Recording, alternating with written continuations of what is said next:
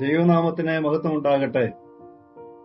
നമുക്ക് ഒരു പ്രാവശ്യം കൂടെ ദൈവസന്നിധിയിലേക്ക് പ്രയർ ഗ്രൂപ്പായി കടന്നു വന്ന് തിരുവചന പഠനത്തിനായി കൂടി വരുവാൻ തക്കോണം വലിയവനായ ദൈവം തമ്പുരാൻ നമ്മെ സഹായിച്ചതോർത്ത് ഞാൻ ആദ്യമായി ദൈവത്തിന് നന്ദി കരയറ്റും.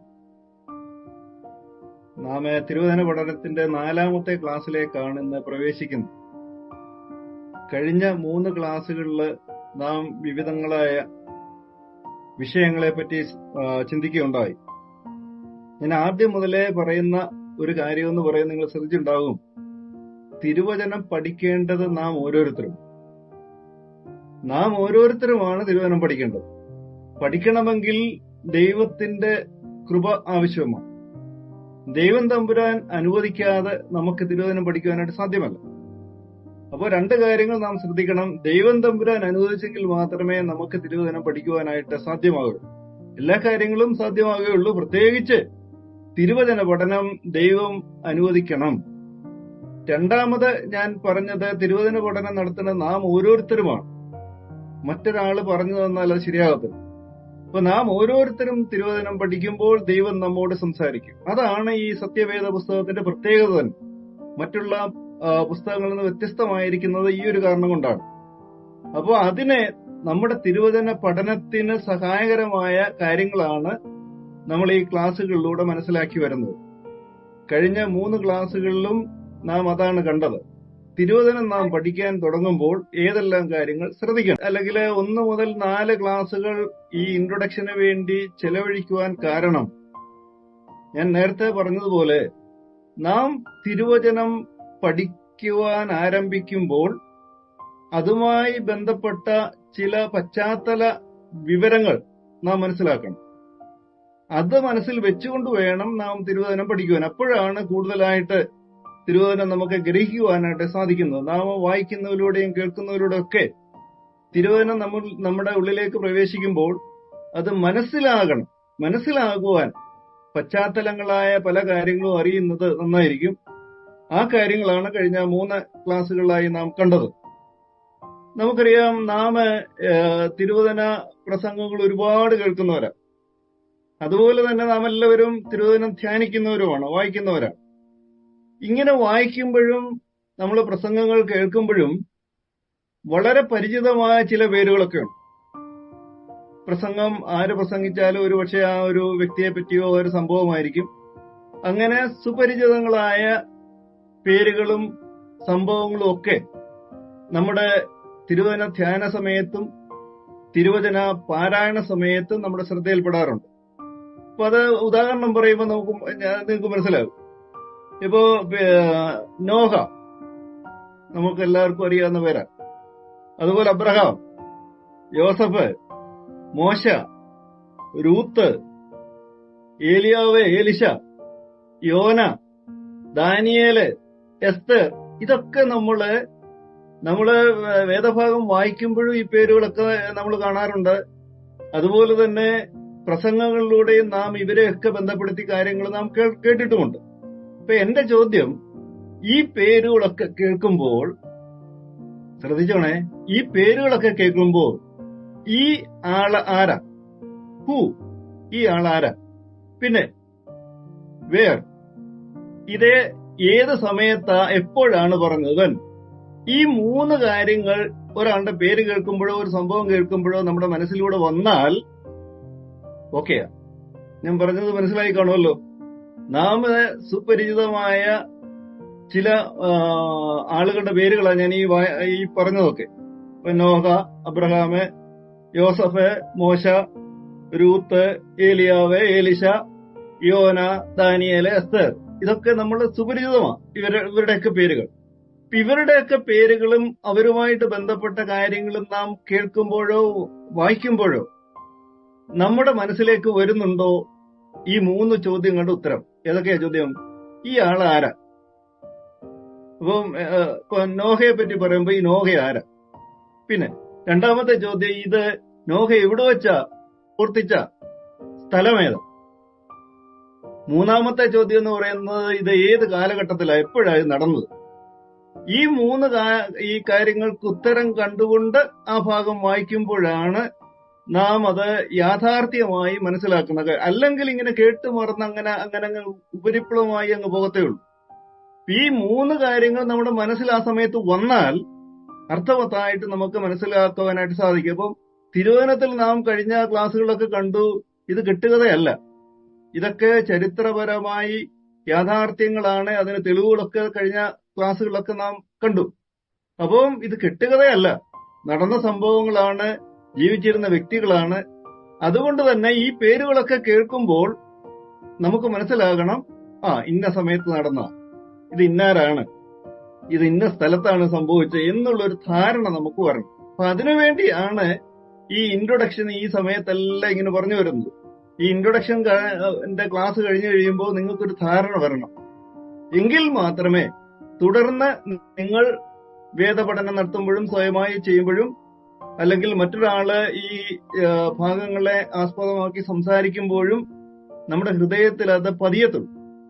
അപ്പോ അതാണ് ഇതിന്റെ പ്രാധാന്യം. ഇൻട്രൊഡക്ഷൻ ഒക്കെ പറയുന്നതിന്റെ പ്രാധാന്യം അതാണ്. അപ്പൊ ഇന്നും നമുക്ക്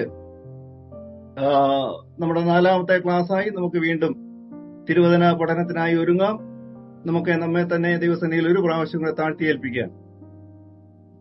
ഞങ്ങളുടെ പ്രിയപ്പെട്ട കർത്താവേ, സ്വർഗസ്ഥ പിതാവേ, അങ്ങയുടെ പ്രിയ മക്കളാവുന്ന ഞങ്ങൾ ഒരു പ്രാവശ്യം കൂടെ പ്രാർത്ഥന കൂട്ടമായി തിരുസന്നിധിയിലേക്ക് അടുത്തു വന്ന് അങ്ങയുടെ വചനം പഠിക്കുവാനായി വരുമ്പോൾ അങ്ങയുടെ വലിയ കൃപ, സാന്നിധ്യം, കരുതൽ കൊണ്ട് ഞങ്ങളെ ബലപ്പെടുത്തണമേ എന്ന് പ്രാർത്ഥിക്കുന്നു. പരിശുദ്ധാത്മാവിന്റെ നിറവിൽ ഞങ്ങളായിരിക്കാൻ ഇടയാകണമേ. പ്രിയ കർത്താവെ, അങ്ങയുടെ വചനം പഠിക്കുവാനുള്ള കൃപ നീ തരണമേ. നീ തരാതെ ഞങ്ങൾക്കൊന്നും ചെയ്യുവാനായിട്ട് സാധ്യമല്ല എന്ന് നിങ്ങൾ അറിയുന്നു കർത്താവെ. അങ്ങയുടെ കൃപയിൽ ഞങ്ങളെ നിലനിർത്തണമെന്ന് പ്രാർത്ഥിക്കുന്നു. പരിശുദ്ധനായ ദൈവമേ, ഞങ്ങളെ വ്യക്തികളായി കുടുംബങ്ങളായി തിരുസന്നിധിയിൽ ഏൽപ്പിച്ച് പ്രാർത്ഥിക്കട്ടെ. കർത്താവെ, ഞങ്ങളുടെ ആവശ്യങ്ങളൊക്കെ ഞങ്ങളെക്കാൾ ഉപരിയായി നീ അറിയുന്ന ദൈവമാകയാൽ സ്തോത്രം. കർത്താവെ, ഇന്ന് ഈ യോഗത്തിൽ പങ്കെടുക്കുന്ന എല്ലാവരെയും പേരുപേരായി കുടുംബങ്ങളായി തിരുസന്നിധിയിൽ ഏൽപ്പിച്ച് പ്രാർത്ഥിക്കുന്നു. കർത്താവെ, അവരുടെ എല്ലാ ആവശ്യങ്ങളുടെ മേലും നീ ഉത്തരം അരുളയണമെന്ന് പ്രാർത്ഥിക്കുന്നു. ബലവാനായ ദൈവത്തിന് ഞങ്ങൾ പൂർണ്ണമായും ശരണപ്പെടുന്നു. പ്രിയ കർത്താവെ, ഞങ്ങളെ അനുഗ്രഹിച്ചാൽ അങ്ങയുടെ കൃപയിൽ ഞങ്ങളെ നിലനിർത്തണമേ. കർത്താവെ, അങ്ങയുടെ വചനം കർത്താവെ ഷെയർ ചെയ്യുവാൻ തക്കണം ബലഹീന അടിയനെ ബലപ്പെടുത്തണമേ. അത് യഥാവണ്ണം മനസ്സിലാക്കി അതിന് പ്രകാരം ജീവിക്കുവാൻ ഞങ്ങളെ ഓരോരുത്തരെയും വീണ്ടും ഇടയാക്കണമെന്ന് പ്രാർത്ഥിക്കുന്നു. അടിയങ്ങളുടെ പ്രാർത്ഥന കേട്ടിരിക്കാൻ സ്തോത്രം. സകലവും ഞങ്ങൾക്ക് വേണ്ടി ജീവനെ തന്ന യേശു മിശിഹായുടെ നാമത്തിൽ തന്നെ ആമേൻ. അപ്പൊ ഞാൻ പറഞ്ഞു, ചില വ്യക്തികൾ, നമുക്ക് സുപരിചിതമായ ചില വ്യക്തികളുടെ പേര് പറഞ്ഞു.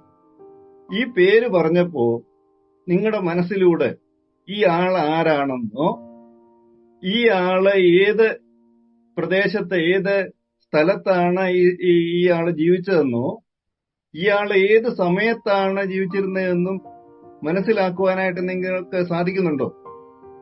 ഒരു ഉദാഹരണം, ഇപ്പൊ ആദ്യത്തെ പേര് ഞാൻ പറഞ്ഞ നോഹ. ഈ നോഹ ആരാ? ഈ നോഹയുടെ കാലഘട്ടം ഏതാ? ഈ നോഹ ജീവിച്ചിരുന്ന എവിടെയാ? അത് നമ്മുടെ മനസ്സിലോട്ട് വരുന്നുണ്ടോ? നിങ്ങളൊന്ന് ചിന്തിച്ചു നോക്കി. വരുന്നുണ്ടെങ്കിൽ ബാക്കി കാര്യം പഠിക്കാൻ ഓക്കെയാ. അപ്പൊ ഇത് വരണം. ഈ നോഹ എന്ന് കേൾക്കുമ്പോൾ ആ ആളിനെ പറ്റി ഒരു ചെറിയ ധാരണ നമുക്ക് വരണം. രണ്ടാമത് പറഞ്ഞ അബ്രഹാമിനെ പറ്റി നമുക്കറിയാമായിരിക്കും. അബ്രഹാം യഹോവയായ ദൈവം വിളിച്ച് ഇറക്കുന്നതും ഞാൻ കാണിപ്പായിരിക്കും ദേശത്തേക്ക് പോകുക, അതൊക്കെ നമുക്കറിയാവുന്ന കാര്യം, കുറച്ചുകൂടെ സുപരിചിതമാണ്. പിന്നെ പറഞ്ഞ പേര് ജോസഫ്. ജോസഫിനെ പറ്റിയും നമുക്കൊരു ധാരണയുണ്ടെന്ന് അതിന്റെ ചിന്ത. ജോസഫ് ആരാണ്? ജോസഫിന്റെ പ്രവർത്തനം ഏത് രാജ്യത്തായിരുന്നു? പിന്നെ ഏത് സമയത്താണ് ജോസഫ് പ്രവർത്തിച്ചത്? ഇങ്ങനെയുള്ള കാര്യങ്ങളൊക്കെ നിങ്ങളുടെ മനസ്സിലേക്ക് വരുന്നുണ്ടോ? വരുന്നുണ്ട് എങ്കിൽ തുടർന്നുള്ള പഠനത്തിന് അത് വളരെയധികം സഹായകരമാകും. അപ്പോൾ നോഹ, നമുക്കറിയാം, ജലപ്രളയത്തിന്റെ കാര്യങ്ങളൊക്കെ വളരെ വിശദമായിട്ട് നമുക്കറിയാം. ഈ നോഹ ജീവിച്ചിരുന്ന അബ്രഹാമിന് മുമ്പാണോ മുമ്പാണോ അറിയാമോ? ഒരു അടുക്ക് നിങ്ങളുടെ മനസ്സിലുണ്ടോ? നോഹ ജീവിച്ചിരുന്നത് അബ്രഹാമിന് മുൻപാണ്. അബ്രഹാമിന്റെ ചരിത്രം ആരംഭിക്കുന്നത് ഉൽപ്പത്തി പുസ്തകം നമ്മൾ കഴിഞ്ഞ ക്ലാസ്സിലൊക്കെ കണ്ടു, 12ാം അധ്യായത്തിൽ നിന്നാണ്. ഇസ്രായേലിന്റെ തുടക്കം, ഇസ്രായേൽ ജനതയുടെ തുടക്കം ആരംഭിക്കുന്നത് ഉൽപ്പത്തി പുസ്തകം 12ാം അധ്യായം മുതല്. ഈ 12ന് മുമ്പുള്ള ആളാണ് നോഹ. നോഹയെ പറ്റി നമ്മുടെ ഉൽപ്പത്തി പുസ്തകം 6-ാം അധ്യായത്തിലാണ് നോഹയെ പറ്റി പറഞ്ഞു തുടങ്ങുന്നത്. അപ്പം ഈ അബ്രഹാമിന് മുമ്പുള്ള ആളാണ് നോഹ. അപ്പൊ ആദ്യ മനുഷ്യരായ ആദം, ഞാൻ വളരെ വേഗത്തിൽ അങ്ങ് പറയുക, ആദം, ഹൗവ, അവരുടെ മക്കളെ ഇങ്ങോട്ട് വന്നു. അവര് അംഗസംഖ്യ കൂടിക്കൂടി വന്നു. അംഗസംഖ്യ കൂടിക്കൂടി വന്നപ്പോൾ അവര് പല തെറ്റുകളിലേക്കും പോയി. അങ്ങനെ ജനമെല്ലാം വഷളായപ്പോൾ യഹോവയായ ദൈവം അതിനെ ഫിൽട്ടർ ചെയ്യാൻ തീരുമാനിച്ചു. എന്ന് വെച്ചാൽ ഈ വളരെയധികം അസത്യങ്ങളും വളരെയധികം വേണ്ടാത്ത കാര്യങ്ങളൊക്കെ ഈ ലോകത്തുണ്ടായപ്പോൾ അതിൽ നിന്ന് ഫിൽട്ടർ ചെയ്യുവാനായിട്ടാണ് ജലപ്രളയം കൊണ്ട് ഈ ഭൂമിയെ ശുദ്ധീകരിച്ചത്. അതില് നോഹയെ മുഖാന്തരമാണ് യഹോവയായ ദൈവം അതിന് വിടുതലിനെ വെച്ചത്. നോഹ ഒരു പെട്ടകം പണിഞ്ഞു. അതിൽ 8 പേര്, മനുഷ്യരിൽ നിന്ന് 8 പേര് അതിലുണ്ടായിരുന്നു. എല്ലാ മൃഗജാതികളും അതിൽ കയറി. അതൊക്കെ നമുക്കറിയാവുന്ന കാര്യങ്ങളാണ്. അപ്പൊ അവിടെയാണ് ഈ നോഹയുടെ സ്ഥാനം. ഈ ചരിത്രം, ഞാൻ ചരിത്രം വേഗം എന്ന് പറയുക. അപ്പോ അങ്ങനെ ആദം, ഹൗവ, അവരുടെ മക്കള്, ആ ഒരു തലമുറ ഇങ്ങോട്ട് വന്നു. ജനങ്ങളെല്ലാം വഷളായി. അപ്പോൾ യഹോവയായ ദൈവം ഭൂമിയെ നശിപ്പിക്കുവാൻ തീരുമാനിച്ചു. ആ നശിപ്പിൽ നിന്ന് ഒരു ശേഷിപ്പുണ്ടാകുവാൻ തക്കവണ്ണം അതിനുവേണ്ടി നോഹയെ ദൈവം ഒരുക്കി. അങ്ങനെ നോഹയിലൂടെ ഒരു ചെറിയ കൂട്ടം പിന്നീട് ഈ ഭൂമിയിലായി. അങ്ങനെ നോഹയുടെ കാലം കഴിഞ്ഞു. അത് കഴിഞ്ഞ് കാണുന്ന പ്രധാനപ്പെട്ട വ്യക്തി എന്ന് പറയുന്നത് അബ്രഹാം. ഈ 12-ാം അധ്യായം മുതൽ പിന്നെ അങ്ങോട്ട് കാണുന്നത് അബ്രഹാമാണ്. അബ്രഹാമിനെ ദൈവം വിളിച്ച് വേർതിരിച്ചു, ഒരു പുതിയ ജാതിയാക്കി. അങ്ങനെ അബ്രഹാം തന്റെ യാത്ര തുടങ്ങും. ഭാര്യയും അതുപോലെ തന്നെ സഹോദരപുത്രനും കൂടെ ചേർന്ന്, ലോത്തും കൂടെ ചേർന്ന് യാത്ര തുടർന്നു. പിന്നെ അബ്രഹാമിന്റെ മകനായ ഇസഹാക്ക്, പിന്നെ ഇസഹാക്കിന്റെ മകനായ യാക്കോബ്. യാക്കോബിന് 12 മക്കളുണ്ടായിരുന്നു. ആ 12 മക്കളിൽ ഒരുവനായിരുന്നു യോസഫ്. അപ്പം അബ്രഹാം കനാൻ നാട്ടിലാണ് പലയിടത്ത് കറങ്ങി വന്ന്, ആ കാര്യങ്ങളെല്ലാം നമ്മൾ കഴിഞ്ഞ ക്ലാസ്സിൽ കണ്ടതാ. പല സ്ഥലങ്ങളിൽ കറങ്ങിയിട്ട് ഒടുവിൽ കനാനിലെത്തി. കനാനിലെത്തിക്കഴിഞ്ഞ് അവിടെ വെച്ചാണ് ഇസഹാക്കും യാക്കോബും ഒക്കെ ജനിച്ചത്. യാക്കോബിന്റെ കാലത്ത് ഒരു വലിയ ക്ഷാമം കനാനിലുണ്ടായി. അങ്ങനെ ആ ക്ഷാമം ഉണ്ടായപ്പോൾ ഭക്ഷ്യ സാധനങ്ങൾക്ക് വേണ്ടിയാണ് ഇവര് ജോസഫിന്റെ കെയറോപ്പിൽ ഇവിടെ പോയി മിസ്രൈമിലെത്തിയത്. ഇപ്പൊ ജോസഫ് അങ്ങനെ മിസ്രൈമിൽ പോയത് നമുക്കറിയാമല്ലോ.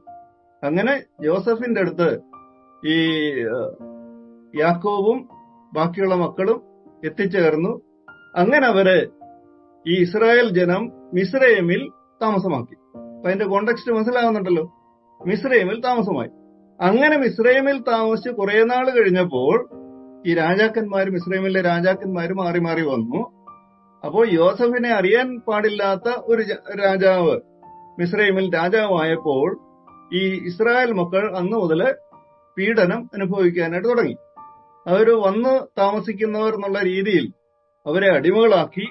അങ്ങനെ വളരെയധികം പ്രയാസങ്ങളിലൂടെ ഇസ്രായേൽ മക്കൾ മിസ്രൈമിൽ ജീവിച്ചു. ഈ കാര്യങ്ങൾ ഇത്രയും മനസ്സിലായി കാണുമെന്ന് വിചാരിക്കുന്നു. അങ്ങനെ ഇസ്രായേൽ മക്കളുടെ പ്രയാസം കണ്ട് യഹോവയോട് അവർ നിലവിളിച്ചപ്പോൾ അവരെ രക്ഷിപ്പാനായിട്ട് നിയോഗിക്കപ്പെട്ട ആളാണ് മോശ. അത് നമുക്കറിയാമല്ലോ.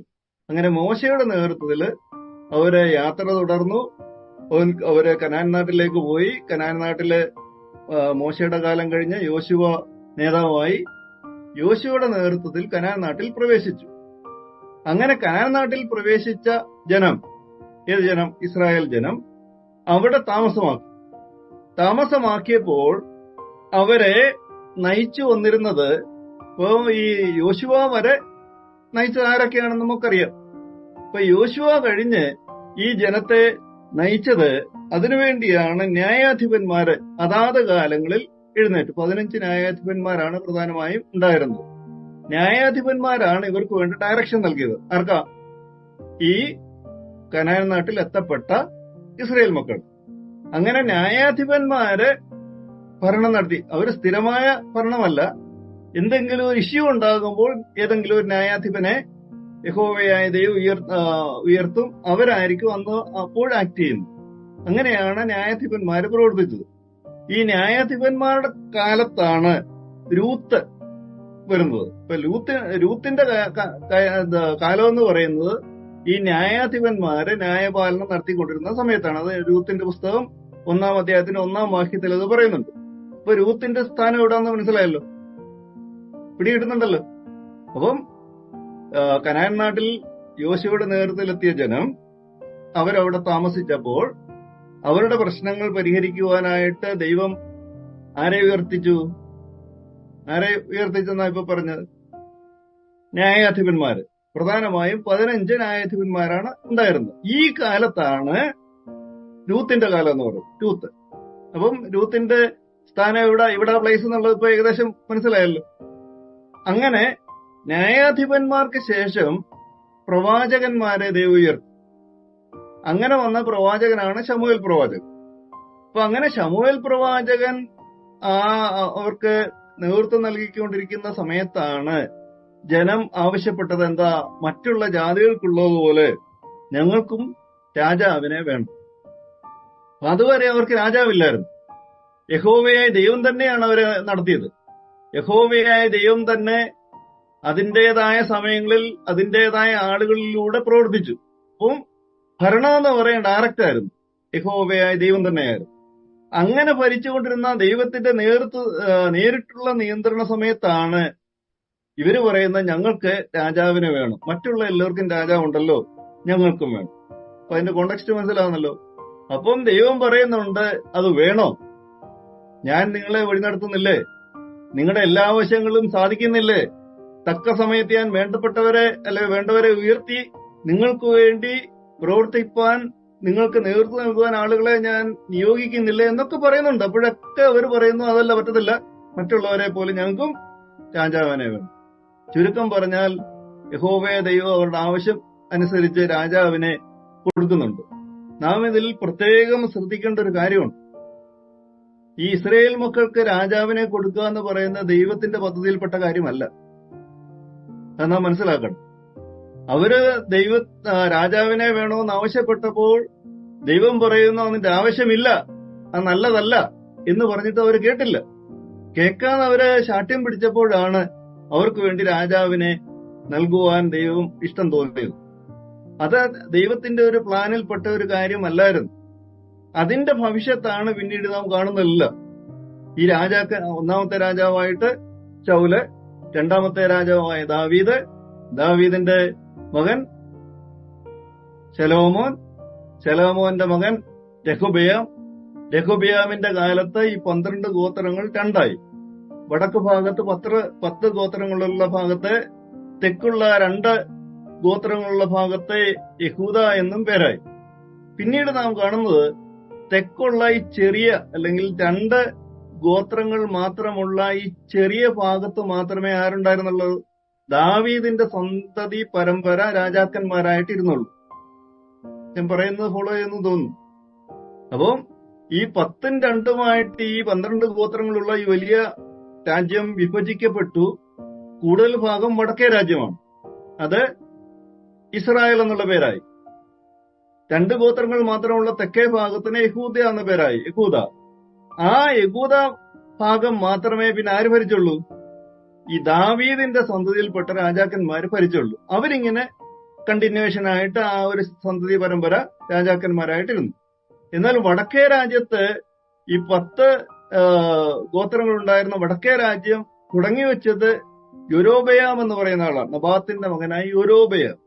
ഈ യൊരോബെയാമിന്റെ പിടിച്ചടക്കിയ ആ വടക്കേ രാജ്യം പിന്നീട് ഈ ഒരേ ഇതിൽപ്പെട്ട ആളുകളല്ല ഭരിച്ചത്, ഒരേ തലമുറയിൽപ്പെട്ട ആളുകളല്ല ഭരിച്ചത്.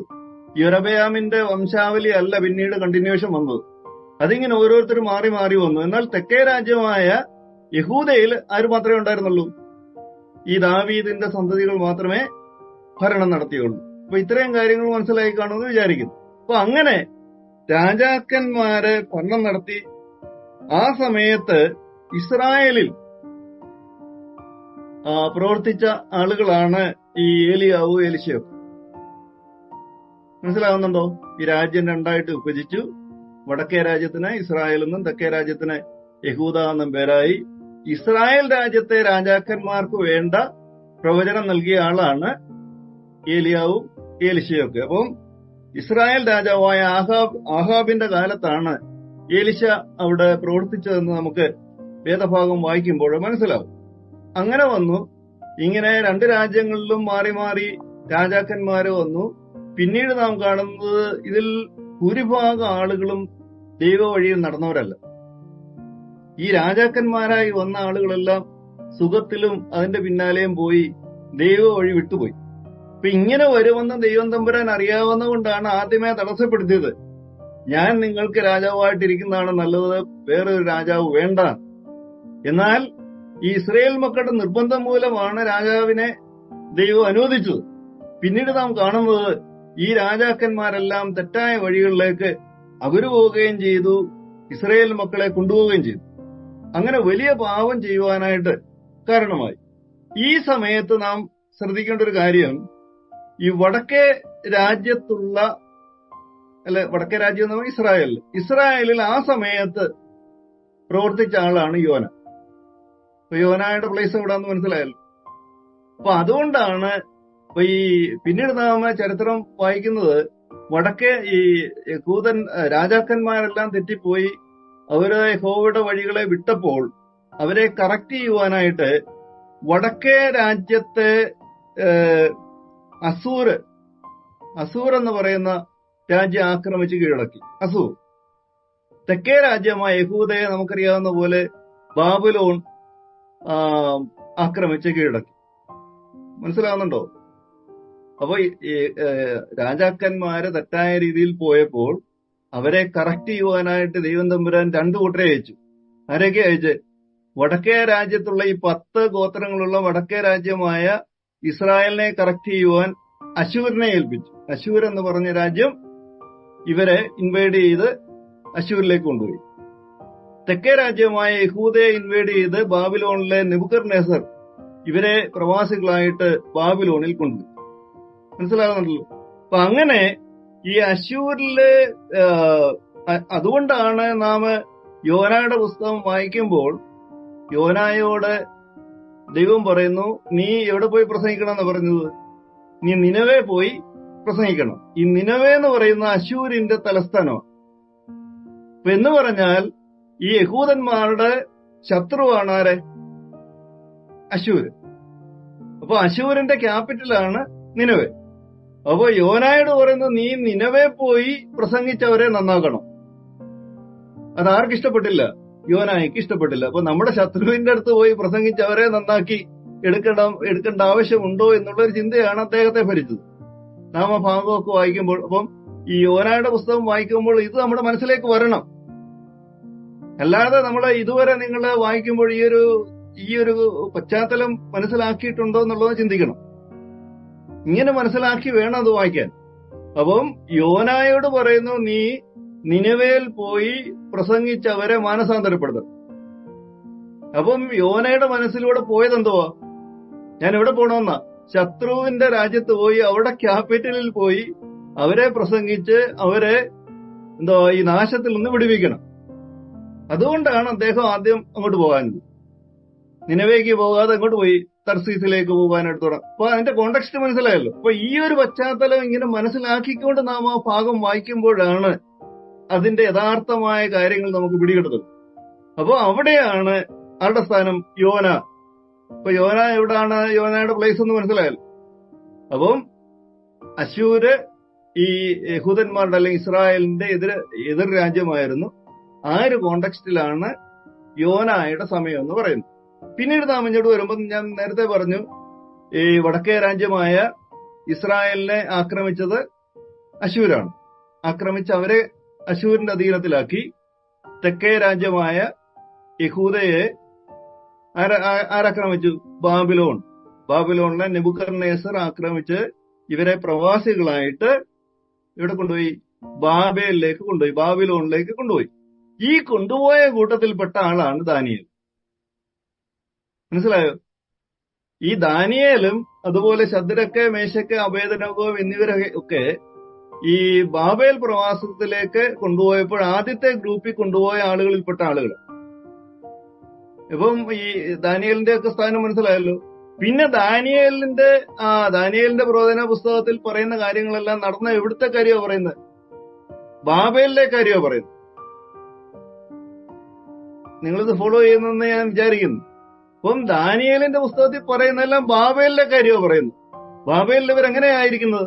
ഇവര് പ്രവാസികളായിട്ട് ബാബേലില്. അപ്പം ബാബേലിൽ ചെന്നു, അവിടുത്തെ രാജാവ് മിടുക്കന്മാരായ ആളുകളെ തെരഞ്ഞു. അങ്ങനെ തെരഞ്ഞെടുക്കപ്പെട്ടവരായിരുന്നു ആരൊക്കെ? ദാനിയേലും ശദ്രക്കും മേശക്കും അബേദ്നെഗോവും.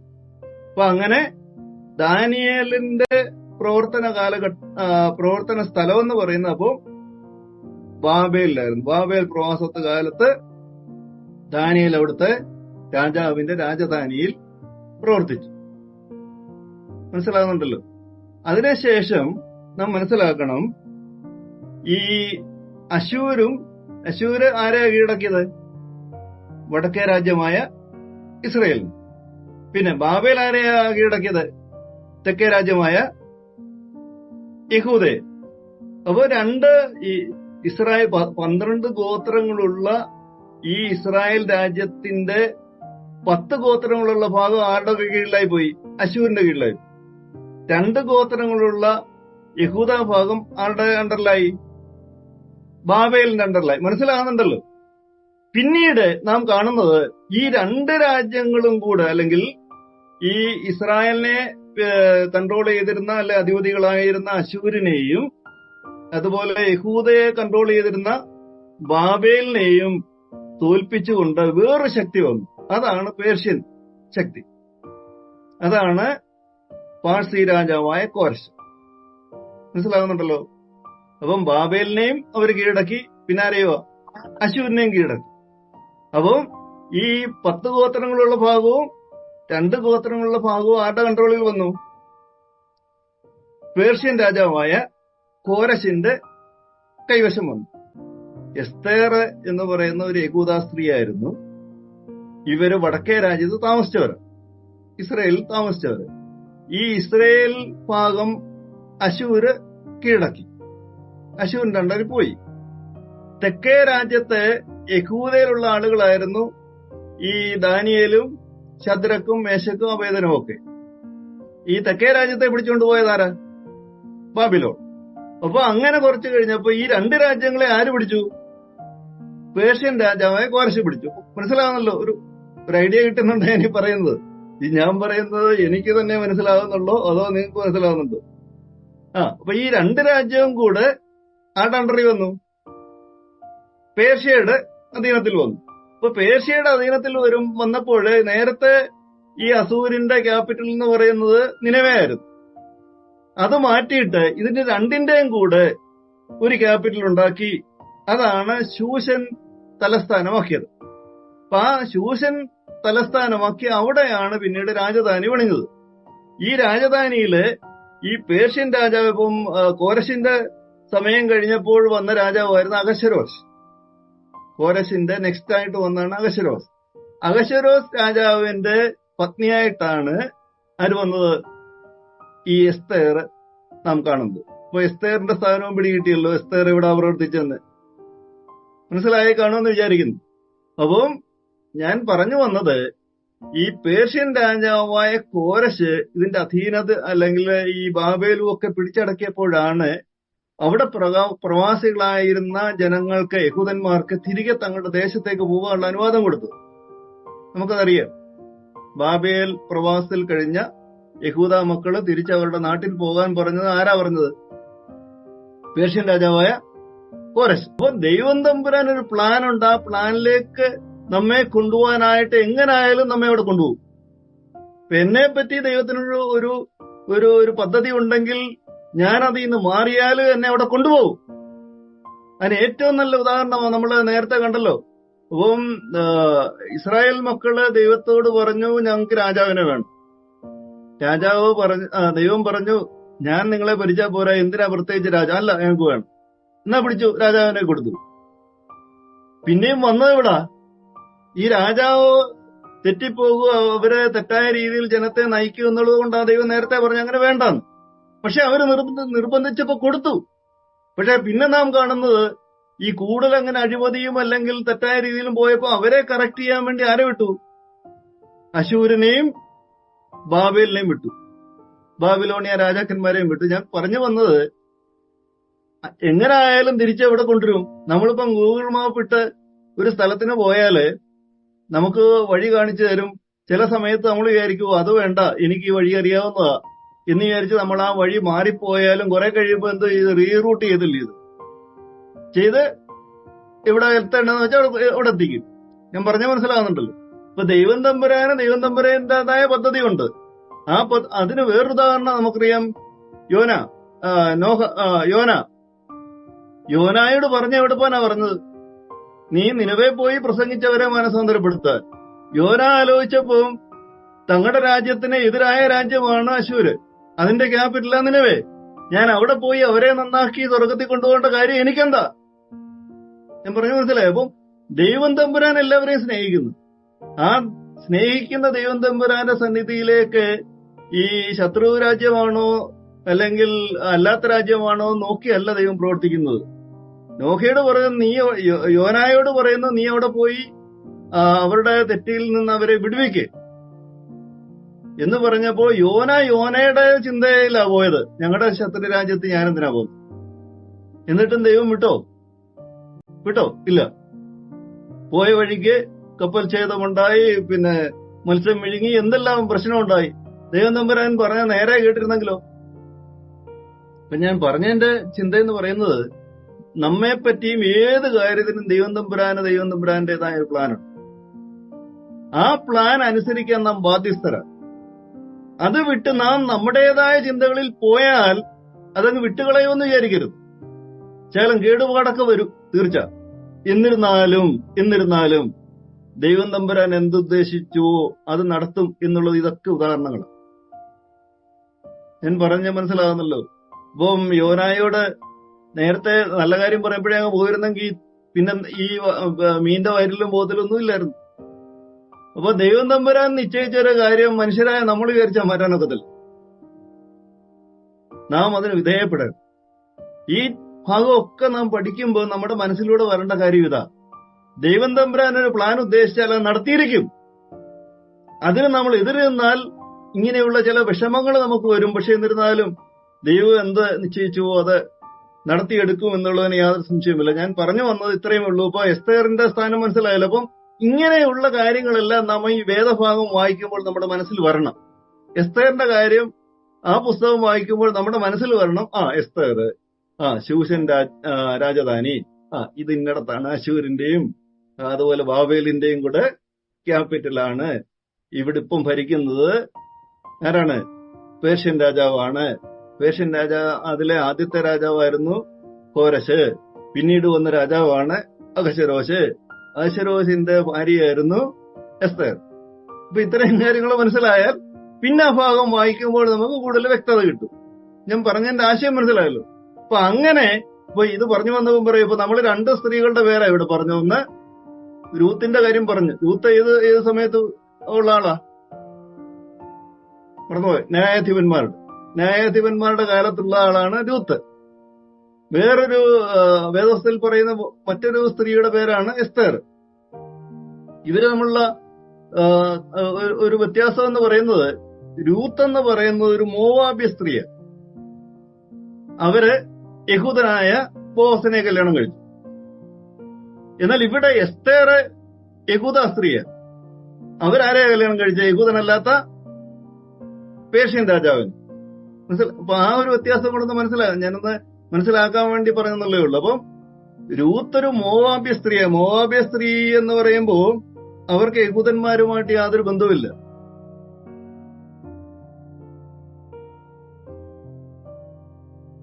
പക്ഷേ ഭർത്താവ് എന്ന് പറയുന്ന യഹൂദനായ ബോസ്.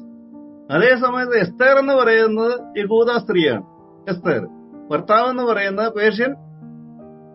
പേർഷ്യൻ രാജ്യത്തെ യഹൂദനല്ലാത്ത ഒരാളും. ആ ഒരു ബന്ധം കൂടെ മനസ്സിലാക്കാൻ വേണ്ടി ഞാൻ പറയുന്നുള്ളൂ. അപ്പൊ ഇത്രയും കാര്യങ്ങളൊക്കെ നാം നമ്മുടെ മനസ്സിലൂടെ ഈ ഭാഗങ്ങൾ വായിക്കുമ്പോൾ മനസ്സിലൂടെ വന്ന് വായിച്ച് നമ്മൾ പഠിക്കുമ്പോഴാണ് യഥാർത്ഥത്തിൽ ആ കാര്യങ്ങളൊക്കെ നമ്മുടെ മനസ്സിൽ നല്ലതുപോലെ രജിസ്റ്റർ ആകും. അപ്പൊ അതിനുവേണ്ടിയാണ് ഈ 4 ക്ലാസ്സുകളും ഈ ഇൻട്രൊഡക്ഷന് വേണ്ടിയൊക്കെ ചെലവഴിച്ചത്. അപ്പൊ ഇന്ന് നാം 4ാമത്തെ ക്ലാസ്സിൽ പ്രവേശിക്കുമ്പോൾ നാം മനസ്സിലാക്കുവാനായിട്ട് പോകുന്നത്, കഴിഞ്ഞ 3 ക്ലാസ്സുകളിൽ പഠിച്ച കാര്യങ്ങൾ ഓർക്കുന്നുണ്ടാകും എന്ന് വിചാരിക്കുന്നു. 1ാമത്തെ ക്ലാസ്സിൽ നാം ചിന്തിച്ചത് സത്യവേദ പുസ്തകത്തിന്റെ പ്രത്യേകതകളെന്ത്, വേദപുസ്തക പഠനം ഏതെല്ലാം രീതിയിൽ ചെയ്യാം. നാം കണ്ടു 40 പേര് 1500 വർഷങ്ങൾ കൊണ്ടാണ് ഈ സത്യവേദ പുസ്തകം എഴുതിയതെന്ന് നാം കണ്ടു. പിന്നീട് നാം ആ ഒന്നാമത്തെ ക്ലാസ്സിൽ കണ്ടത് പഴയ നിയമ ഭാഗത്തെ പ്രധാനപ്പെട്ട സംഭവങ്ങളും അതിന്റെ കാലക്രമവും ഒന്നാമത്തെ ക്ലാസ്സിൽ കണ്ടു. രണ്ടാമത്തെ ക്ലാസ്സിൽ നാം പ്രധാനമായും മനസ്സിലാക്കിയത് ഉൽപ്പത്തി മുതൽ മലാഖി വരെ പറയുന്ന ചരിത്രം, ഉൽപ്പത്തി മുതൽ മലാഖി വരെയുള്ള ചരിത്രം ചുരുക്കമായി നാം കണ്ടു. പിന്നീട് നാം അതിൽ പ്രത്യേകം പറഞ്ഞത് ഉൽപ്പത്തി മുതൽ എസ്തേർ വരെയുള്ള 17 പുസ്തകങ്ങളിലാണ് പഴയ നിയമ ചരിത്രം രേഖപ്പെടുത്തിയിരിക്കുന്നത്. ഉൽപ്പത്തി മുതൽ എസ്തേർ വരെയുള്ള 17 പുസ്തകങ്ങളിലാണ് യഹൂദ ചരിത്രമുള്ളത്, അല്ലെ ഇസ്രായേലിന്റെ ചരിത്രമുള്ളത്.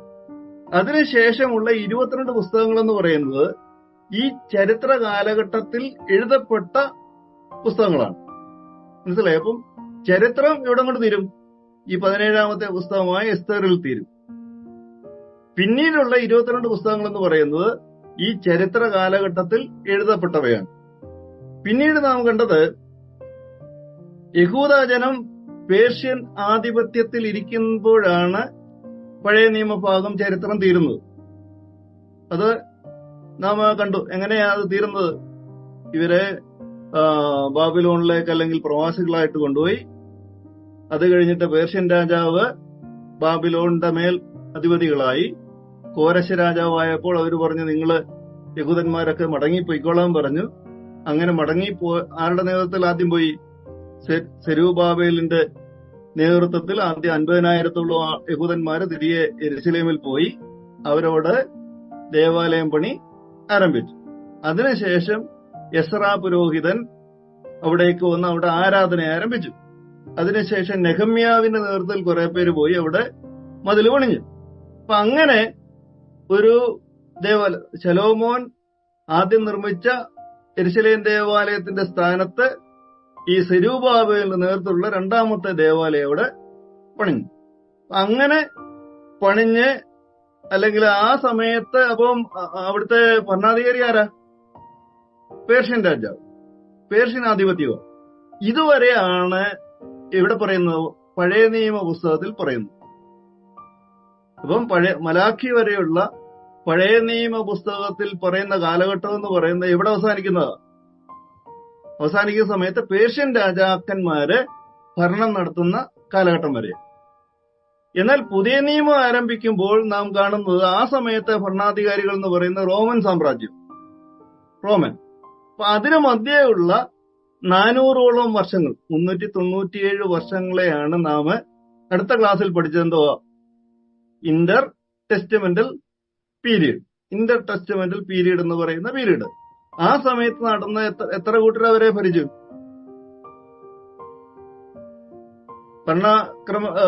പഴയ നിയമം അവസാനിക്കുന്നത് പേർഷ്യൻ ആധിപത്യം ഉള്ളപ്പോഴ്, അതിനുശേഷം വന്നത് ഗ്രീക്ക്, അലക്സാണ്ടറുടെ നേതൃത്വത്തിലുള്ള ഗ്രീക്കുകാർ ഭരണം നടത്തി.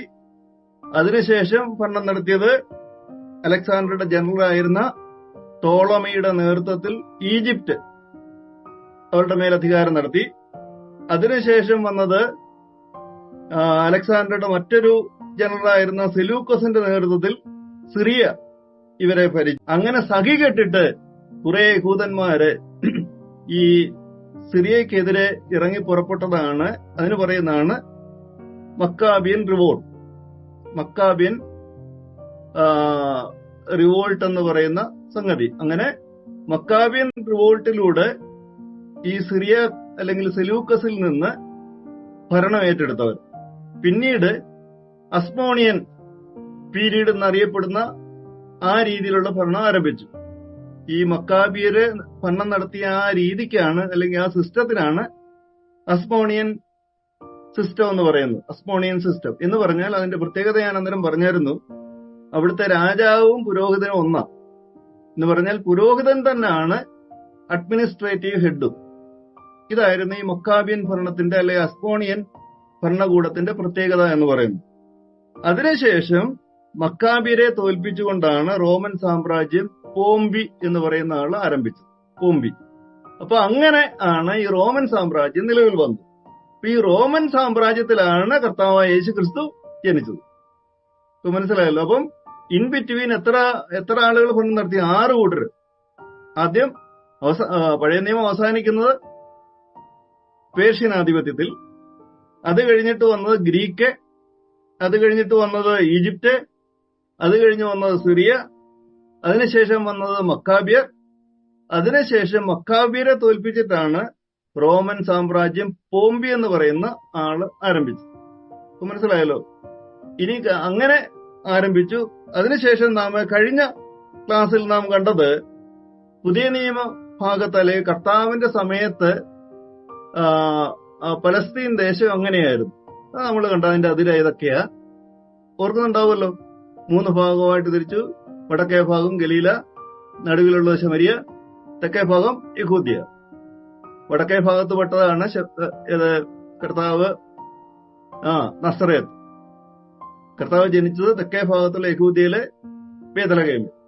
അപ്പൊ നസറേയനായ യേശു ക്രിസ്തു എന്ന് പറയാൻ കാരണം നസറേത്തിലാണ് വളർന്നു നോക്ക്. അപ്പൊ അങ്ങനെ നസറേത്തിൽ നിന്ന് അവര് പേര് ചേർത്താൻ വേണ്ടി ബേത്ലഹേമിൽ വന്നപ്പോഴാണ് കർത്താവ് അവിടെ ജനിച്ചത്. അങ്ങനെ ജനിച്ചു കഴിഞ്ഞപ്പോഴാണ് അവിടെ നിൽക്കുന്ന പ്രശ്നമാണെന്ന് മനസ്സിലായി. അവിടുത്തെ രാജാവ് 2 വയസ്സിന് താഴെയുള്ള കുട്ടികളെ എല്ലാം കൊല്ലാൻ പറഞ്ഞപ്പോഴാണ് അവിടെ നിന്ന് രക്ഷപ്പെട്ട് അവിടെ പോയി, ഈജിപ്തിൽ പോയി. ഈജിപ്തിൽ പോയതിനു ശേഷം ഈ രാജാവ് മരിച്ചു കഴിഞ്ഞപ്പോൾ അവർ വീണ്ടും തിരികെ തങ്ങളുടെ സ്വന്തം ദേശത്ത് വന്നു. അത് എവിടെ വന്നത്? ബേത്ലഹേമിലല്ല വന്നത്, നസറേത്തിൽ വന്നു. മനസ്സിലായി. അപ്പൊ അതുകൊണ്ടാണ് നസറേയനായ യേശു ക്രിസ്തു എന്ന് പറയുന്നത്. അപ്പൊ മനസ്സിലായല്ലോ. അപ്പൊ അങ്ങനെ നമ്മൾ ഭൂമിശാസ്ത്രപരമായ കാര്യങ്ങളാണ് കഴിഞ്ഞ ക്ലാസ്സിൽ നാം കണ്ടത്. ഇന്ന് നാം കാണുവാനായിട്ട് പോകുന്നത് ചില രാഷ്ട്രീയ കാര്യങ്ങൾ, ഭരണപരമായ കാര്യങ്ങളാണ് ഇന്ന് നാം പഠിക്കുവാനായിട്ട് പോകുന്നത്. അപ്പൊ അതോടുകൂടി നമുക്ക് തൽക്കാലം ഈ ക്ലാസ് നിർത്താം. പിന്നീട് ഓരോ പുസ്തകങ്ങളിലേക്ക് പ്രവേശിക്കാമെന്ന് വിചാരിക്കുന്നു. അപ്പം അസ്മോണിയൻ ഭരണത്തിന് ശേഷം റോമൻ അധിപതിയായ പോംബി BC 63 ഈ പ്രദേശത്തിന്റെ റോമൻ അധികാരിയായി നിലവിൽ വന്നു. പോംബിയാണ് ഈ റോമാ സാമ്രാജ്യം സ്ഥാപിച്ചത്. ഈ പോംബി ഈ പ്രദേശം അസ്മോണിയൻ ഭരണത്തിൽ നിന്ന് പിടിച്ചെടുത്തതിനു ശേഷം ഭരണം ആരംഭിച്ചു. ഈ റോമൻ സാമ്രാജ്യത്തിന്റെ ഭരണാധികാരികളെ പറയുന്ന പേരായിരുന്നു കൈസർ. കൈസർ എന്ന് പറയുന്ന പേര് പൊതുവിലുള്ള പേരാ. ഈ റോമൻ ഗവൺമെന്റിന്റെ രാജാക്കന്മാരെ എല്ലാം കൈസർ എന്നാ പറയുന്നത്. ഈ കൈസറുടെ അണ്ടറിൽ ഒരു വലിയ ഏരിയയാണ് അന്നുണ്ടായിരുന്നത്.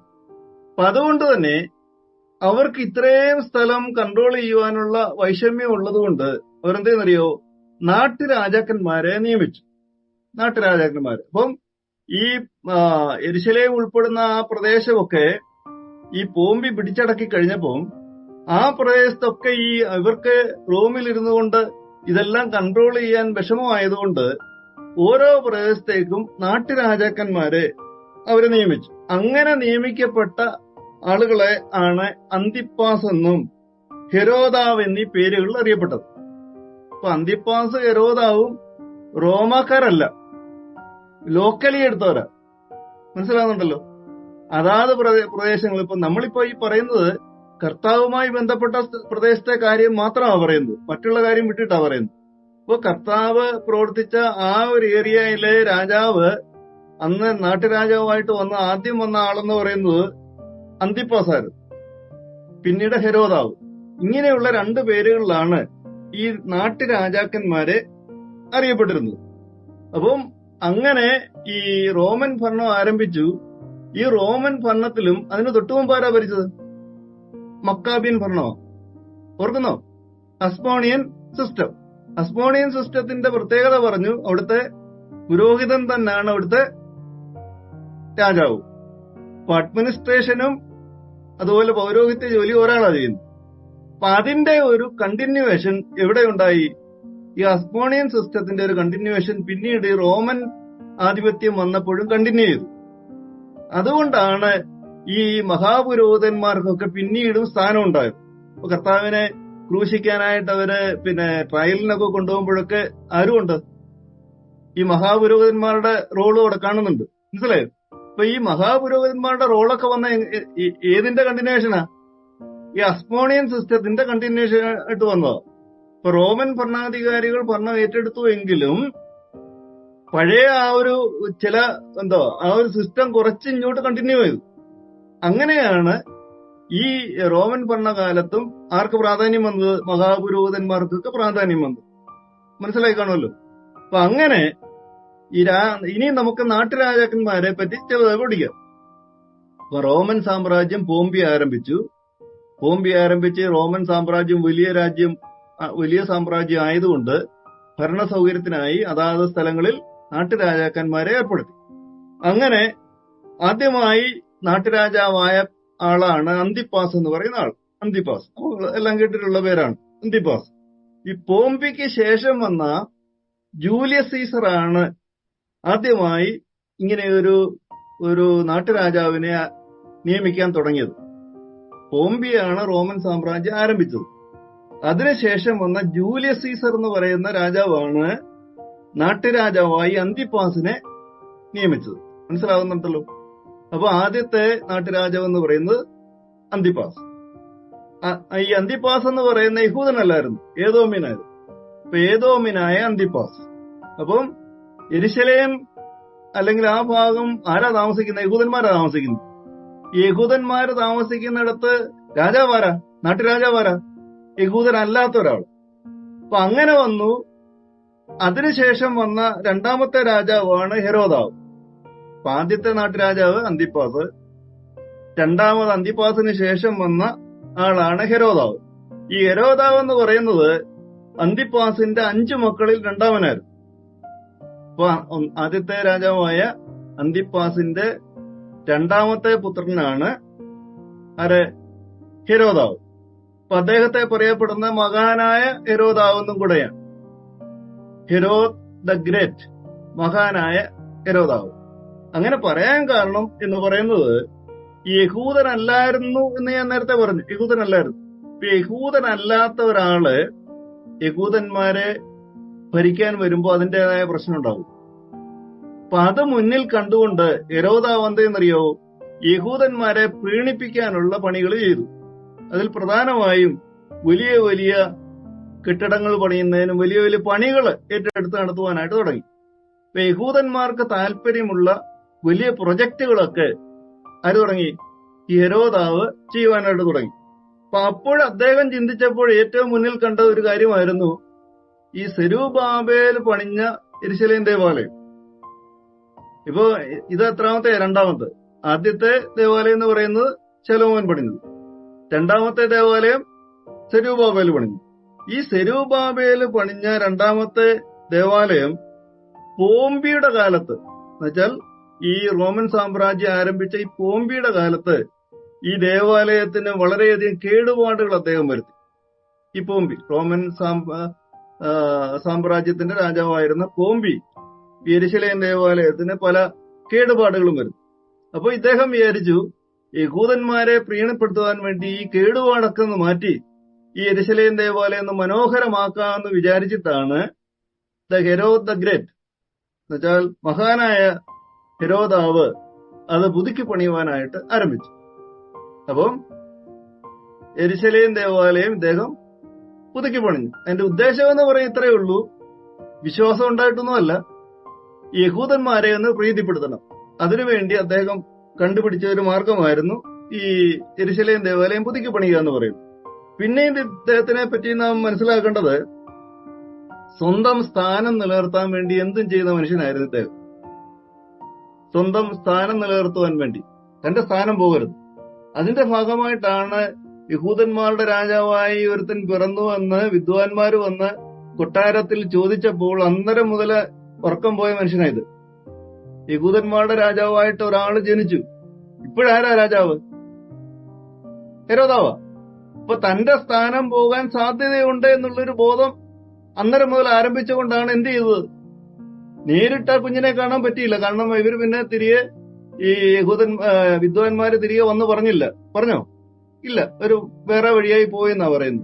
അപ്പൊ അങ്ങനെ പോയത് കൊണ്ട് എവിടാണ് ഈ കുഞ്ഞെന്നുള്ള കറക്റ്റ് ഇൻഫർമേഷൻ രാജാവിനില്ല. അതുകൊണ്ട് ചെയ്ത പണി എന്തുവാ? ആ ഏജ് ബാറിലുള്ള എല്ലാ കുട്ടികളെയും കൊല്ലുവാൻ ഉത്തരവിട്ടു. 2 വയസ്സിന് താഴെയുള്ള എല്ലാവരെയും കൊല്ലുവാൻ പറഞ്ഞു. മനസ്സിലായോ? അപ്പൊ അതാണ് അതിന്റെ കോണ്ടെക്സ്റ്റ് എന്ന് പറയുന്നത്. അപ്പൊ ഈ 2 വയസ്സിന് താഴെയുള്ള എല്ലാവരെയും കൊല്ലാൻ തീരുമാനിച്ചതിന്റെ കാരണം എന്ന് പറയുന്നത് ഈ കുഞ്ഞ് വളർന്നു വരുമ്പോൾ തന്റെ സ്ഥാനത്തിന് വല്ലതും സംഭവിക്കുമോ? ഇപ്പൊ ഒരു കാര്യം നാം ശ്രദ്ധിക്കണം. ഈ സമയത്ത് ഈ ഹെരോദാവിന്റെ വയസ്സെന്ന് പറയുന്നത് 70. ഈ 70 വയസ്സുള്ള ഈ മനുഷ്യനാണ് ചിന്തിക്കുന്ന ഈ കൊച്ചിനെയും വളർന്ന് 10-30 വയസ്സാകുമ്പോഴത്തേക്ക് എന്റെ സ്ഥാനത്തിന് ഒരു ഭീഷണിയാ. ആലോചിച്ച് നോക്കണം. അത്രമാത്രം ഒരു കുടുസ് മനസ്സുള്ള ഒരു മനുഷ്യനായിരുന്നു ഹെരോദ് ഗ്രേറ്റ് എന്ന് പറയുന്നത്. തന്നെയുമല്ല, അദ്ദേഹത്തിന് ഈ ചരിത്രം പറയുന്ന 10 ഭാര്യമാരുണ്ടായിരുന്നു. ഈ 10 ഭാര്യമാരിൽ ഏറ്റവും പ്രിയപ്പെട്ടതായിരുന്നു മറിയം. ഈ മറിയത്തിനെയും പുത്രന്മാരെയും തന്റെ സ്ഥാനത്തിന് ഏതോ ഭീഷണി ഉണ്ടാകും എന്നുള്ളൊരു അസ്യൂം ചെയ്തിട്ട് ഇവരെല്ലാം കുറച്ചുപേരെ കൊന്നു, കുറച്ചുപേരെ നാടുകടത്തി. അങ്ങനെ തന്റെ സ്ഥാനം നിലനിർത്തുവാൻ വേണ്ടി ഇപ്പൊ മറിയത്തിനെയും പുത്രന്മാരെയും കൊന്നു, മറ്റുള്ള ഭാര്യമാരെ കുട്ടികളെയൊക്കെ നാടുകടത്തി. അപ്പൊ അങ്ങനെ തന്റെ സ്ഥാനം നിലനിർത്താൻ വേണ്ടി എന്തും ചെയ്യുന്ന ഒരു മനുഷ്യനായിട്ടാണ് ചരിത്രത്തിൽ ഈ ഹെരോദ് ദ ഗ്രേറ്റിനെ പറ്റി നാം കാണുന്നത്. അപ്പം കർത്താവ് ജനിച്ച സമയത്ത് രാജാവെന്ന് പറയുന്നത് മഹാനായ ഹെരോദാവ്. അപ്പം മനസ്സിലായല്ലോ. അപ്പൊ ആദ്യത്തെ രാജാവിന്റെ പേരെന്തോ? അന്തിപ്പാസ്. അന്തിപ്പാസിന്റെ 2ാമത്തെ മകനായിരുന്നു ഹെരോദാവ്. ഈ ഹെരോദാവിന്റെ കാലത്താണ് യെരുശലേം ദേവാലയം പുതുക്കി പണിഞ്ഞത്. അപ്പൊ നാം മനസ്സിലാക്കേണ്ട, ഈ യെരുശലേം ദേവാലയം 2 പ്രാവശ്യം പണിഞ്ഞിട്ടുള്ളൂ. ഒന്ന് ശലോമോനും, 2 സെരുബ്ബാബേലും. ഈ 3ാമത് ഇദ്ദേഹം പുതുക്കി പണിഞ്ഞതേ ഉള്ളൂ, ആദ്യം മുതലേ പണിഞ്ഞതല്ല. അപ്പൊ ദേവാലയം 2 പണിഞ്ഞിട്ടുള്ളൂ. അപ്പൊ അത് നമ്മുടെ ശ്രദ്ധയിലൊന്ന് ഇരിക്കുന്നത് നന്നായിരിക്കും. അപ്പൊ അങ്ങനെ യേശുക്രിസ്തുവിന്റെ ജനനസമയത്തുണ്ടായിരുന്ന ആളായിരുന്നു ഈ ഹെരോദാവ്. അപ്പോ ഈ ഹെരോദാവ് യേശുക്രിസ്തുവിന്റെ ബാല്യകാലത്ത് തന്നെ മരിച്ചു. അപ്പൊ ഇദ്ദേഹം ഇങ്ങനെ മുൻകൂട്ടി ഈ പിള്ളേരെ എല്ലാം കൊന്നെന്ന് വെച്ചു. 70 വയസ്സുള്ള മനുഷ്യന് ഇനി ഈ 1 വയസ്സുള്ള കൊച്ച് വലുതായി തനിക്ക് ഭീഷണിയാകുമെന്ന് വിചാരിച്ചിട്ട് കുട്ടികളെ എല്ലാം കൊല്ലാൻ ഉത്തരവിട്ടു. കൊല്ലുകയും ചെയ്തു. യേശുക്രിസ്തുവിനെയും കൊണ്ട് മാതാപിതാക്കൾ ആ രാജ്യം വിട്ടതുകൊണ്ട് രക്ഷപ്പെട്ടു. അപ്പൊ നാം കാണുന്നത് യേശുക്രിസ്തുവിന്റെ ബാല്യകാലത്ത് തന്നെ ഈ മനുഷ്യൻ മരിച്ചു. അപ്പൊ അങ്ങനെ മരിച്ചപ്പോഴാണ് ഈ മാതാപിതാക്കൾ വീണ്ടും തിരിച്ച് ഈ തങ്ങളുടെ സ്വന്തം ദേശത്തേക്ക്, അഥവാ നസറേത്തിലേക്ക് വന്ന് താമസമാക്കിയത്. അപ്പം നാം മനസ്സിലാക്കേണ്ട 2ാമത്തെ നാട്ടുരാജാവായിരുന്നു ഹെരോദാവ്. 3ാമത്തെ വന്ന രാജാവായിരുന്നു, ഹെരോദാവിന് ശേഷം വന്ന രാജാവായിരുന്നു ഹെരോദാവ് അന്തിപ്പാസ്. 3ാമത്തെ നാട്ടുരാജാവായിരുന്നു ഹെരോദാവ് അന്തിപ്പാസ്. മഹാനായ ഹെരോദാവിന്റെ 4ാമത്തെ മകനായിരുന്നു ഇദ്ദേഹം. അപ്പൊ ഇവരെല്ലാം ആ ഒരു കുടുംബം ഇങ്ങനെ കണ്ടിന്യൂ ചെയ്തു വരികയാണ്. അന്തിപ്പാസിന്റെ 2ാമത്തെ മകനായിരുന്നു ഹെരോദാവ്. ഹെരോദാവിന്റെ 4ാമത്തെ മകനായിരുന്നു ഹെരോദാവ് അന്തിപ്പാസ്. അപ്പൊ ഇദ്ദേഹത്തിന്റെ കാലത്താണ് യേശുക്രിസ്തുവിനെ ക്രൂശിലേൽപ്പിച്ചത്. മനസ്സിലാകുന്നുണ്ടല്ലോ. ഹെരോദ് ദ ഗ്രേറ്റിന്റെ കാലത്ത് കർത്താവ് ജനിച്ചു. അടുത്ത രാജാവായ ഹെരോദാവ് അന്തിപ്പാസിന്റെ കാലത്താണ് കർത്താവിനെ ക്രൂശിച്ചത്. അതിനുശേഷം വന്ന രാജാവായിരുന്നു ഹെരോദാവ് അഗ്രിപ്പാവ്. 4ാമത്തെ രാജാവ് ഹെരോദാവ് അഗ്രിപ്പാവ്. കർത്താവിന്റെ ക്രൂശീകരണത്തിന് ശേഷം അധികാരമേറ്റു. യാക്കോബ് എന്ന് പറയുമ്പോൾ യോഹന്നാന്റെ സഹോദരനായ യാക്കോബിനെ കൊന്നത് ഈ രാജാവിന്റെ കാലത്ത്. ആരുടെ കാലത്ത്? ഹെരോദാവ് അഗ്രിപ്പാവ്. 5ാമതായിട്ട് വന്ന രാജാവായിരുന്നു അഗ്രിപ്പാവ് 2ാമൻ. ഈ ഇദ്ദേഹത്തിന്റെ കാലത്താണ് പൗലോസിന്റെ പ്രവർത്തനങ്ങളൊക്കെ നടന്നത്.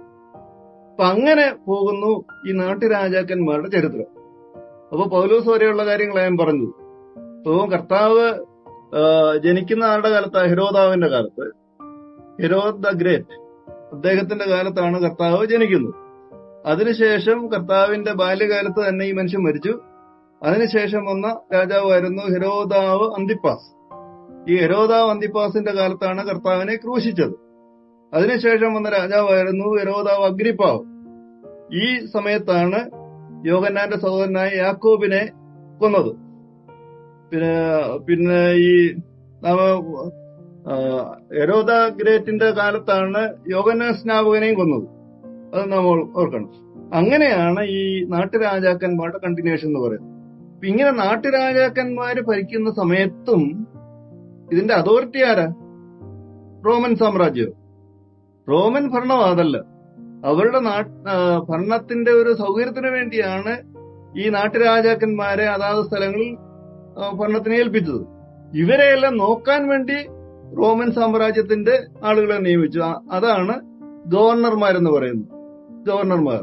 ഇപ്പൊ കർത്താവിന്റെ കാലത്തെ ഗവർണറായിരുന്നു പീലാത്തോസ്. അപ്പൊ അതിന്റെ ഒരു ഐഡിയ മനസ്സിലായല്ലോ. അപ്പം അധികാരം റോമൻ സാമ്രാജ്യത്തിന്റേത്. ഭരണ സൗകര്യത്തിന് വേണ്ടി ഈ നാട്ടുരാജാക്കന്മാരെ നിയമിച്ചു. നാട്ടുരാജാക്കന്മാരായിരുന്നു ഈ അഗ്രിപ്പാവും ഹെരോദാവും ഒക്കെ. ഇവരെല്ലാം നിരീക്ഷിക്കാൻ ആരുണ്ട്? റോമൻ ഗവൺമെന്റിന്റെ ഒരു ഏജന്റ് ഉണ്ട്. അവരെ പറയുന്ന പേരാണ് ഗവർണർമാര്. കർത്താവിന്റെ കാലത്തുണ്ടായിരുന്ന ഗവർണറാണ് പീലാത്തോസ്. ഇപ്പൊ ഇത്രയും ഭരണത്തിന്റെ കാര്യങ്ങൾ മനസ്സിലായി കാണും എന്ന് വിചാരിക്കുന്നു. സമയമായെന്ന് എനിക്കറിയാം. എന്നാലും ഇതൊന്ന് തീർക്കേണ്ടതുകൊണ്ട്, ഇന്നുകൊണ്ട് ഇത് തീർക്കുന്നതായതുകൊണ്ട് ഒരു ഭാഗം കൂടെ പറഞ്ഞുകൊണ്ട് ഞാനങ്ങ് നിർത്തിക്കോളാം. ഇനിയും നാം മനസ്സിലാക്കേണ്ടത് യഹൂദന്മാരുടെ ആരാധനാ രീതി. ഇത് ഭരണക്രമമാണ് ഇതുവരെ പറഞ്ഞത്. ഇനി യഹൂദന്മാരുടെ ആരാധനാ രീതി. സൃഷ്ടാവായ ദൈവത്തെ മനുഷ്യർ എല്ലാ കാലങ്ങളിലും വിവിധ കാലങ്ങളിൽ വിവിധങ്ങളായ രൂപങ്ങളിലാണ് ദൈവത്തെ ആരാധിച്ചു പോകുന്നത്. അതിന് ഒന്നാമതായിട്ട് യഹൂദന്മാരുടെ ആരാധനാ രീതിയായിരുന്നു വഴിപാടുകളും യാഗങ്ങളും. നാം ആദിമ സഭയില് അല്ലെങ്കിൽ പഴയ നിയമത്തിന്റെ ആദ്യ ഭാഗത്ത് നാം കാണുന്ന ആരാധനാ രീതി എന്ന് പറയുന്നത് വഴിപാടുകളാലും യാഗങ്ങളാലും ദൈവത്തെ പ്രസാദിപ്പിച്ചു. അത് ഉദാഹരണമാണ് ഹാബേല്, കായീന്, അബ്രഹാം.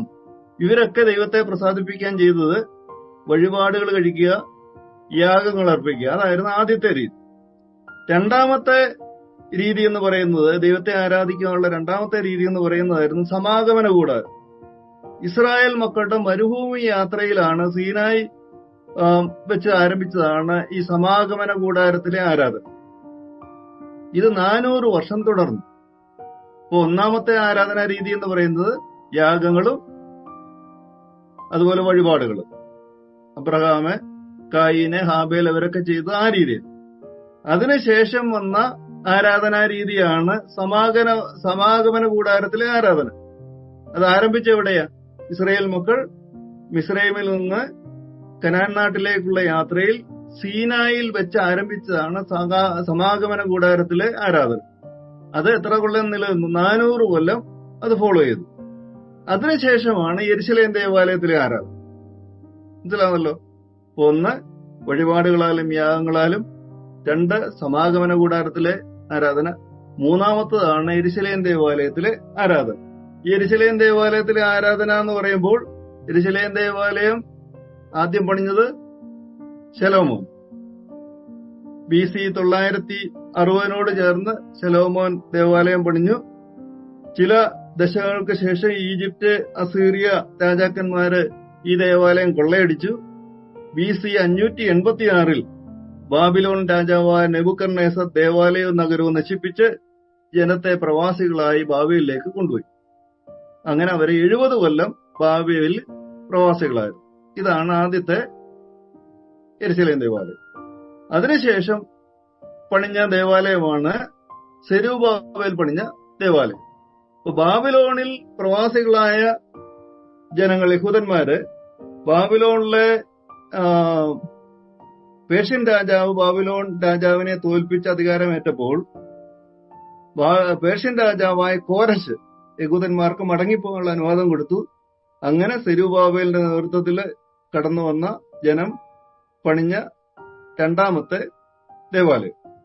പിന്നെ മൂന്നാമത്തെ ദേവാലയം എന്ന് പറയുന്നത്, ഈ രണ്ടാമത്തെ ദേവാലയം നമുക്കറിയാം 50,000-ഓളം ആളുകൾ ആദ്യം സെരുബാബേലിന്റെ നേതൃത്വത്തിൽ വന്ന ദേവാലയം പണിഞ്ഞു. അതിനുശേഷം പുരോഹിതന്റെ എസ്രാ ശാസ്ത്രിയുടെ നേതൃത്വത്തിൽ ആരാധന ആരംഭിച്ചു. അതിനുശേഷം വന്ന നെഹമ്യാവിന്റെ നേതൃത്വത്തിൽ മതില് പണിഞ്ഞു. അങ്ങനെ രണ്ടാമത്തെ ദേവാലയം. തുടർന്ന് ഗ്രീക്ക്, ഈജിപ്റ്റ്, സിറിയ എന്നീ നമുക്കറിയാം, അത് ഇന്റർ ടെസ്റ്റ്മെന്റൽ പീരീഡ് ആണ്. അതെല്ലാം കഴിഞ്ഞു. അതിനുശേഷം മക്കാബിയൻ ഭരണം വന്നു. മക്കാബിയൻ ഭരണം കഴിഞ്ഞിട്ട് പിന്നെ ആരാ വന്നത്? റോമൻ സാമ്രാജ്യം. പോംബി റോമൻ സാമ്രാജ്യം ആരംഭിച്ചു. ഈ പോംബി ഈ ദേവാലയം അശുദ്ധമാക്കി. ഈ ദേവാലയം ആര് പണിഞ്ഞതാ? സെരൂബാബേൽ പണിഞ്ഞ ഈ രണ്ടാമത്തെ ദേവാലയം പോംബി അധികാരിയായിട്ടിരുന്നപ്പോൾ അശുദ്ധമാക്കുകയും കൊള്ളയടിക്കുകയും കേടുപാട് വരുത്തുകയും ചെയ്തു. അങ്ങനെ കേടുപാട് വരുത്തിയ ആ ദേവാലയമാണ് ആര് ശരിയാക്കിയത്? ഹെരോദാവ് ശരിയാക്കിയത്. മനസ്സിലാകുന്നുണ്ടോ? അപ്പം ദേവാലയം പണിഞ്ഞത് രണ്ടുപേരേ ഉള്ളൂ. ഒന്ന് ശലോമോനും, രണ്ട് സെരുബാബേലും. അങ്ങനെ പോംബി കേടുപാടുണ്ടാക്കിയ യെരുശലേം ദേവാലയം നന്നാക്കിയ ആളാണ് ഈ നാട്ടുരാജാവായ ഹെരോദാവ്. ഇപ്പൊ പിടികിട്ടുന്നുണ്ടല്ലോ കാര്യങ്ങള്. Herod the great. അങ്ങനെ ദേവാലയം പുതുക്കിപ്പണിഞ്ഞു. AD 70 ഈ ഹെരോദാവ് പുതുക്കി പണിഞ്ഞ് മനോഹരമാക്കിയ ഈ ദേവാലയം AD 70 റോമൻ ജനറലായ സീസർ യെരുശലേം ദേവാലയം തകർത്ത് കളഞ്ഞു. യെരുശലേം ദേവാലയവും പട്ടണവും പടിഞ്ഞാറേ മതിലൊഴികെ ബാക്കിയുള്ളതെല്ലാം നശിപ്പിച്ചു കളഞ്ഞു. അന്ന് ഈ സീസർ യഹൂദ മക്കളെ, ഇസ്രായേൽ ജനത്തെ 4 വാർഡിലേക്കും ചിഹ്നിച്ചു കളഞ്ഞു. അവരാ ദേശത്ത് നിൽക്കാതെ വണ്ണം ലോകത്തിന്റെ എല്ലാ സ്ഥലങ്ങളിലേക്കും യെരുശലേമിൽ താമസിച്ച യഹൂദന്മാരെ ചിഹ്നിച്ചു കളഞ്ഞു എന്ന് നാം ചരിത്രത്തിലൂടെ മനസ്സിലാക്കുന്നത്. അത് നടന്ന AD 70. ഇതാണ് ഈ ആരാധനയുടെ മൂന്നാമത്തെ രൂപം. നാലാമത്തെ രൂപം എന്ന് പറയുന്നതാണ് സിനഗോഗ്. അപ്പം ഇതുവരെ 3 പറഞ്ഞ് മനസ്സിലായല്ലോ. ആദ്യത്തെ ആരാധന എന്ന് പറയുന്ന വഴിപാടുകളും യാഗങ്ങളും, രണ്ടാമത്തെ സമാഗമന കൂടാരത്തിലെ ആരാധന, മൂന്നാമത്തെ യെരുശലേം ദേവാലയത്തിലെ ആരാധന. അതിൽ തന്നെ 3 കാര്യങ്ങൾ സബ് ഡിവിഷനായിട്ട് പറഞ്ഞു. നാലാമത്തെ ആരാധനാ രീതി എന്ന് പറയുന്നത് സിനഗോഗുകളിലെ ആരാധന. സിനഗോഗുകളിലെ ആരാധന ആരംഭിച്ചത് ബാബേൽ പ്രവാസത്ത് കാലത്ത് ആരംഭിച്ചാണ് സിനഗോഗിലെ ആരാധന. അഞ്ചാമത്തേതാണ് മിഷണറി പ്രവർത്തനത്തിലൂടെ സഭകൾ രൂപപ്പെടുകയും അങ്ങനെ ആരംഭിച്ചതാണ് ഈ സഭകൾ ഉണ്ടാകുകയും അങ്ങനെ ആരാധന കണ്ടിന്യൂ ചെയ്യുകയും ചെയ്യുന്നു. അപ്പൊ ഇത്രയും കാര്യങ്ങളാണ് ഇന്ന് നമ്മുടെ ഇൻട്രൊഡക്ഷനായിട്ട് ഞാൻ പറഞ്ഞത്. ഇന്ന് നാം പ്രധാനമായും കണ്ടത് ഈ രാഷ്ട്രീയമായ കാര്യങ്ങൾ, ആരൊക്കെയാണ് ആ ദേശം ഭരിച്ചത്. കഴിഞ്ഞ ക്ലാസ്സിൽ നാം കണ്ടത് ഭൂമിശാസ്ത്രപരമായ പ്രത്യേകതകൾ. ഇന്ന് നാം കണ്ടത് രാഷ്ട്രീയപരമായ ചില പ്രത്യേകതകൾ എന്ന് പറഞ്ഞാൽ റോമൻ സാമ്രാജ്യം പുതിയ നിയമകാലത്ത് അധിപതികളായി വന്നു. റോമൻ സാമ്രാജ്യത്തിന്റെ കീഴിൽ അതാത് സ്ഥലങ്ങളിൽ നാട്ടുരാജാക്കന്മാരെ നിയമിച്ചു. അങ്ങനെ നിയമിക്കപ്പെട്ട രാജാക്കന്മാരെ പറ്റിയൊക്കെ ചിന്തിക്കുവാൻ ദൈവം തമ്പുരാൻ ഇടയാക്കി. അപ്പൊ അങ്ങനെ ഇപ്പോൾ നമ്മൾ നിൽക്കുന്നത് പുതിയ നിയമത്തിലാണ്. പുതിയ നിയമത്തിൽ ഇപ്പം ഭരണം നടത്തുന്നത് ആരാ? റോമൻ സാമ്രാജ്യമാണ്. റോമൻ സാമ്രാജ്യത്തിന്റെ കീഴിൽ നാട്ടുരാജാക്കന്മാരുടെ ഒരു കാലഘട്ടത്തിലാണ് നാം ഇപ്പോൾ വന്ന് നിൽക്കുന്നത്. ഇതാണ് കർത്താവായ യേശു ക്രിസ്തുവിന്റെ ഈ ലോകത്തിലെ ജീവിത കാലഘട്ടം. ഇനിയും തുടർന്നുള്ള ദിവസങ്ങളിൽ നാം അതിന്റെ പുസ്തകങ്ങളിലേക്ക് പ്രവേശിക്കണം. ഇതുവരെ ഈ 4 ക്ലാസ്സുകളിൽ പറഞ്ഞതൊക്കെ നിങ്ങൾ മനസ്സിലായി കാണുമെന്നുള്ള പ്രത്യാശയിലാണ്. നമ്മളതും നന്നായി, ഞാൻ പറഞ്ഞല്ലോ, ഞാൻ ആദ്യത്തെ ക്ലാസ്സിൽ തന്നെ പറഞ്ഞു, നമ്മളൊരു പ്രസംഗം കേൾക്കുന്നത് പോലെ കേട്ടിരിക്കാൻ അത്ര ഭംഗി കാണത്തില്ല ഈ ക്ലാസ്സുകളിൽ. ഇത് കുറച്ചുകൂടെ നമുക്ക് അതുപോലുള്ള ഇൻട്രസ്റ്റ് ഉണ്ടെങ്കിൽ മാത്രമേ നമുക്കിത് ഫോളോ ചെയ്യാനൊക്കത്തുള്ളൂ. ഇനി എന്റെ തോന്നൽ നിങ്ങളുടെയൊക്കെ ഇരുപ്പ് കണ്ടിട്ട് കാര്യങ്ങളൊക്കെ ഫോളോ ചെയ്യുന്നു എന്നുള്ള വിശ്വാസത്തിലാണ്. ദൈവം തമ്പുരാൻ നമ്മെ കൂടുതൽ ഈ കാര്യങ്ങളൊക്കെ മനസ്സിലാക്കാനുള്ള കൃപ നൽകട്ടെ. ദൈവകൃപയില്ലാതെ നമുക്കൊന്നും ചെയ്യുവാൻ സാധ്യമല്ല. പ്രത്യേകിച്ച് തിരുവചനം പഠിക്കണമെങ്കിൽ ദൈവം വിചാരിക്കണം, ഇന്ന ആളിന് ഇത് മനസ്സിലാകും. അങ്ങനെ ദൈവം വിചാരിച്ചെങ്കിൽ മാത്രമേ നമുക്ക് തിരുവചനം പഠിക്കുവാനായിട്ട് സാധിക്കത്തുള്ളൂ. അതിന് ദൈവം തമ്പുരാൻ നമ്മെ വീണ്ടും സഹായിക്കട്ടെ എന്ന് പ്രാർത്ഥിച്ചുകൊണ്ട് ഞാൻ എന്റെ വാക്കുകളോട് നിർത്തട്ടെ. Thank you.